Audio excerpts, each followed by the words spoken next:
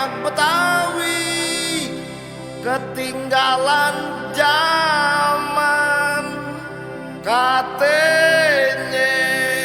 Yang pertama saya terima kasih. Kalau ibu-ibu itu sudah turun seperti ini pakai kaos saya dan Bang Dul, ini energinya luar biasa. Apalagi pagi-pagi begini wajah-wajah ibu semua dengan sorot mata yang cerah. Apalagi ini akhir bulan ya. Kalau akhir bulan masih bisa, kalau akhir bulan masih cerah, artinya Jakarta menyala kagak ribet dah. Bapak Ibu saudara-saudara sekalian, saya terima kasih. Dan saya ini adalah petarung. Mungkin banyak yang belum tahu, saya udah 25 tahun jadi pejabat. Tahun 1999 saya sudah menjadi sekretaris wakil presiden. Ketika Bu Mega jadi presiden, saya menjadi sekretaris presiden, menjadi pimpinan DPR, juga pernah terpilih anggota DPR 4 kali, jadi menteri 2 kali di era Pak Jokowi. Sehingga untuk hal yang berkaitan dengan pengalaman, kalau ini menjadi amanah saya yakin saya pasti bisa bermanfaat lebih banyak bagi warga Jakarta.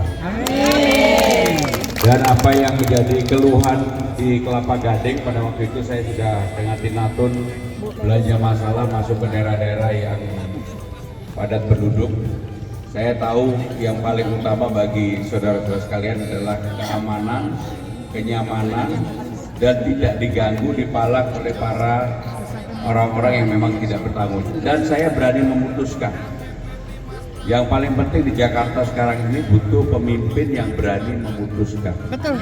Tepuk tangan yang benar. Hanya bedanya saya sama Pak Ahok. Kalau Pak Ahok memutuskan sambil marah-marah, saya memutuskan sambil senyum.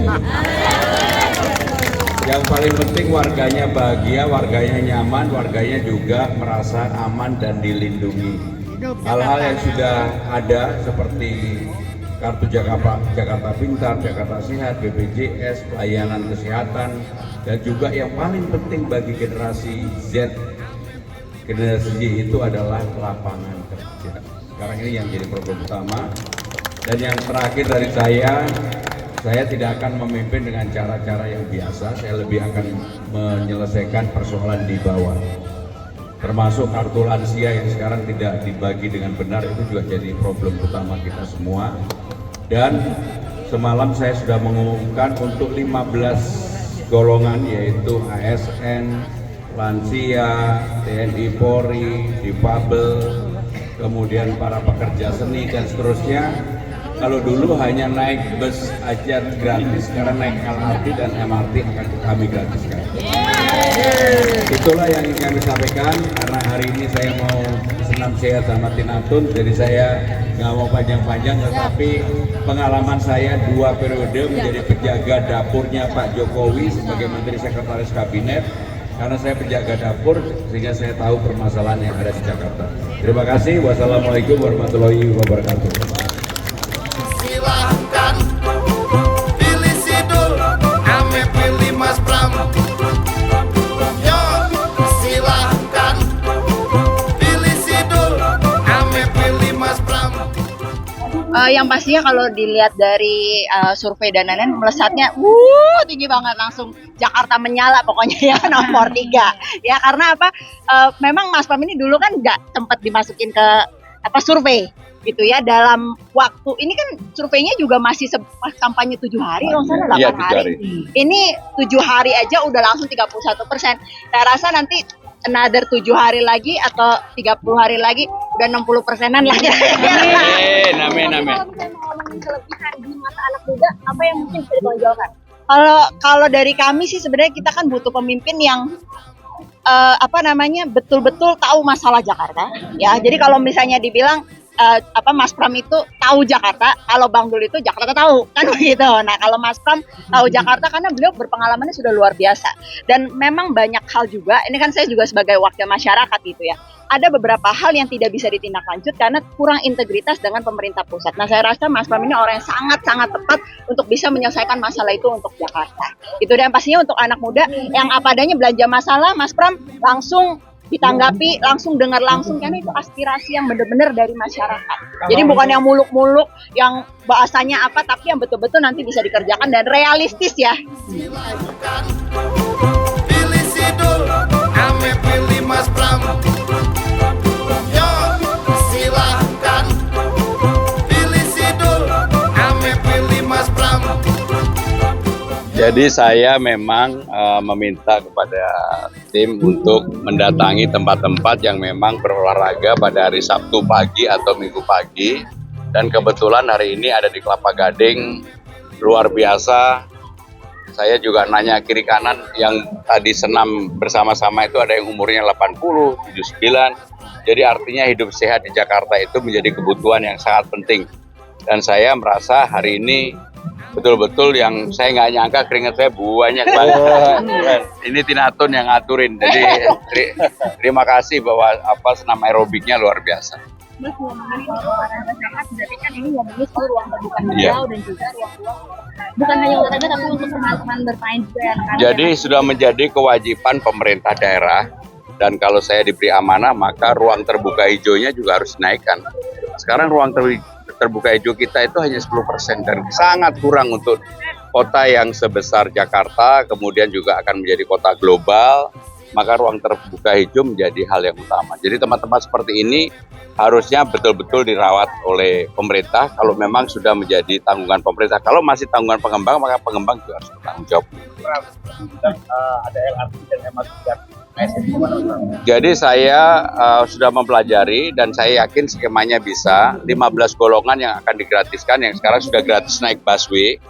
Kita akan gratiskan kalau saya diberi amanah untuk naik MRT dan LRT, tetapi untuk itu harus bekerja sama dengan pemerintah pusat karena ada bagian-bagian yang juga bagiannya pemerintah pusat. Kalau itu dijalankan maka bukan hanya Jakarta yang mendapat manfaat, tetapi yang dari Depok, dari Bekasi, dari Tangerang Selatan, semuanya mendapatkan manfaat. Dan kami sudah menghitung, kemarin kebetulan saya bertemu dengan para ahli transportasi, itu sangat dimungkinkan. Berarti untuk anggarannya ini akan perpaduan antara pusat dan Iya, karena untuk MRT dan LRT kan anggarannya berdua, termasuk untuk KRL. Tetapi untuk busway kan memang 14 koridor itu sepenuhnya oleh pemerintah provinsi. Jadi untuk itu harus duduk dan kerjasama. Dan sebenarnya usulannya pernah dilakukan, tapi tidak pernah dieksekusi. hari ini kan didampingi juga sama Badkratur ya Mas Pram. Mungkin ada tanggapan juga nih kan di koalisi sebelah ini sudah mengumumkan ada 493 ya akan masuk tim sesnya, dan di situ juga banyak generasi muda, banyak artis-artis juga. Mungkin ada tanggapan sedikit. Ya mudah-mudahan tim sesnya bisa bekerja maksimal buat sebelah. Tapi kalau Mas Pram sendiri, Saya melihat efektivitas itu menjadi yang penting. Memang saya kurang lebih 150-an, tetapi rapat-rapat mereka ada, kalau dilihat efektivitas di lapangan, saya nggak kalah dengan yang 400 karena di ruang publiknya lebih banyak, kemudian juga acara saya rata-rata sehari bisa 90 kali, acara terbukanya bisanya 5-6 titik, dan saya merasa dengan hasil survei yang ada, apa yang saya bayangkan ternyata on the right track, bahkan lebih cepat daripada yang saya perkirakan. Tapi kalau dari survei tracking ini Jadi basis kalau untuk Pilgub, saya tidak melihat hasil suara di pemilu legislatif. Tetapi saya lebih melihat bahwa ini pertarungan figur, sehingga dengan demikian orang beranggapan saya tidak bisa masuk di Jakarta Timur. Tetapi saya mendapatkan banyak sekali dukungan support dari tokoh-tokoh yang dulu mendukung Mas Anies, terutama para kiai, tokoh Betawi, tokoh Jawa, bahkan semalam ada wayangan yang dibuat untuk kelompok komunitas, sehingga dengan demikian semua komunitas yang ada saya akan masukin, walaupun katakanlah itu komunitas yang sudah mendeklar untuk mendukung salah satu calon. Tapi kalau dari survei poll tracking ini masih tinggi nih dari RK sama Suswono, ini tanggapannya dari tim Dari Pram nol, seperti apa? dari 0 menjadi 31 itu kan udah tinggi banget. Dari 0 loh.